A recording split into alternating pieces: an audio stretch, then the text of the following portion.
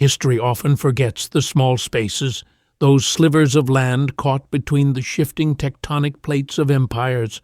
For centuries, the territory north of the Rio de la Plata was a battlefield, a frontier where the ambitions of Spain and Portugal collided. This is the story of Uruguay, a nation that was never meant to exist, yet found its soul in the very conflict that sought to divide it.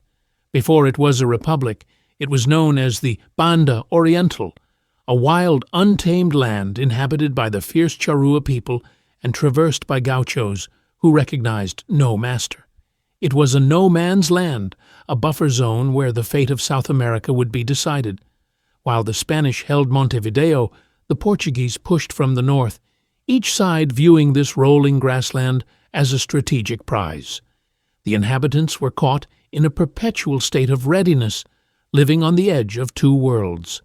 The path to sovereignty was forged by José Gervasio Artigas, the father of the nation. Artigas did not just want independence, he wanted a federation of equals.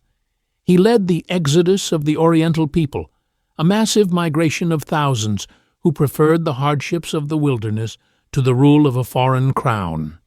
But Artigas's dream was caught between the centralism of Buenos Aires and the expansionism of the Brazilian Empire. Eventually, the visionary leader was forced into exile, leaving a fractured land in his wake. Uruguay's existence was finally secured not just by iron, but by diplomacy. In 1825, a group known as the 33 Orientals crossed the river from Argentina to reclaim their land. Their rebellion sparked a war between the two giants of the continent. Neither side could achieve a total victory. It was the British Empire seeking to protect its trade routes in the Rio de la Plata that proposed a solution: the creation of a neutral buffer state. In 1828, Uruguay was born as a compromise between giants, a fragile experiment in sovereignty. However, independence did not bring peace. For nearly 2 decades, the Guerra Grande tore the country apart. This was a conflict that drew in international powers, from the French and British navies to the legendary Italian revolutionary Giuseppe Garibaldi. Montevideo became known as the New Troy, a city under a siege that lasted 9 years. The nation was split between the Blancos in the countryside and the Colorados in the walled city. It was a period of near-total collapse, where the very idea of a unified Uruguayan identity seemed like a lost cause. As the smoke of the civil wars cleared, a new era dawned. At the start of the 20th century, under the leadership of José Batlle y Ordóñez, Uruguay underwent a transformation that stunned the world. It evolved from a war-torn frontier into a social laboratory. It was one of the first nations to implement the 8-hour workday, women's suffrage, and a comprehensive welfare state. By the 1920s, it was the Swiss of the Americas, a beacon of secularism and prosperity that culminated in the hosting and winning of the first FIFA World Cup in 1930. But the Golden Age was built on fragile foundations. As the global economy shifted after World War II, the high cost of the welfare state became unsustainable.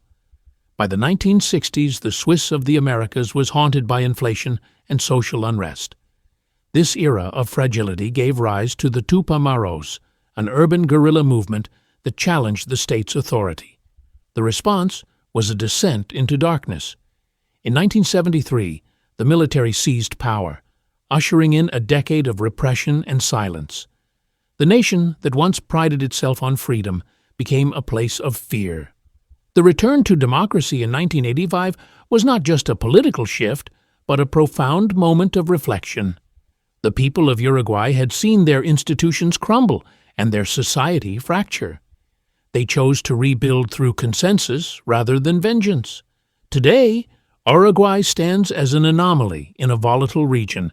It is a nation that has prioritized stability and social cohesion, proving that a small country can maintain its dignity even when surrounded by much larger powers. Uruguay's story is a reminder that national identity is not something granted, but something earned through endurance. It is the Purple Land, a place where the blood of the past has nourished a resilient present. In the quiet streets of Montevideo and the vast horizons of the interior, one finds a people who understand that peace is a fragile gift. They have moved beyond the shadows of empires to define their own destiny, small in size, but immense in character